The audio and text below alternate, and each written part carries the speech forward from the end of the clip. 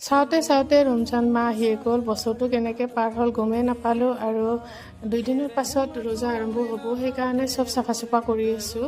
আসসালামু আলাইকুম, কি খবৰ? আশা কৰোঁ সকলোৰে ভাল। আৰু ভিডিঅ'টো 2 দিন আগতে কৰি থ'ম, বহুত ওলাইছে, সময় পোৱা নাছিলোঁ ভইচ অভাৰ দিওঁতে, এডিট কৰোঁতে।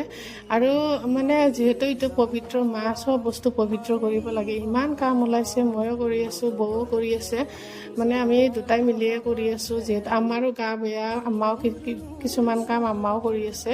এইফালে মোৰ এই আগৰ পুৰণা এটা ড্ৰেছিং টেবুল, সেইটো অলপ চাফা চাফা কৰিলোঁ, ঠিক ঠাক কৰিলোঁ। এইফালে ঘৰ চৰ চব ঝাৰু দি কেনে চাফা চাফা কৰি কেনে এতিয়া মুচি আছোঁ।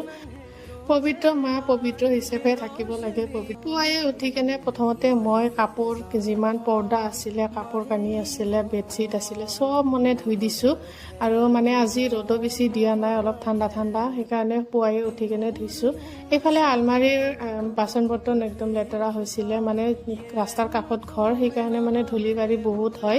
সদায় চাফা কৰিব লাগে, সেইখিনি মানে চাফা চাফা কৰি কেনে আলমাৰীত সোমাই দিওঁ বোলো। আৰু আলমাৰীখন আমাৰ বহুত পুৰণা, মানে আমাৰ ককাই দিছিলে, ককা মানে আমাৰ নানাই দিছিলে, আমাৰ আম্মাক। বহুত এতিয়াও আমি মৰমেৰে ৰাখিছোঁ, বহুত যত্ন কৰি ৰাখিছোঁ। আৰু চব বস্তু মানে চাফা কৰি বাচন বৰ্তন ভিতৰত সোমাই দিলোঁ। মই ভিডিঅ' 3টা পাৰ্ট বনাইছোঁ, আশা কৰোঁ সকলোৰে ভালে লাগিব, আঁকোৱালি ল'ব, মৰম দিব। আৰু আল্লাহ হাফিজ।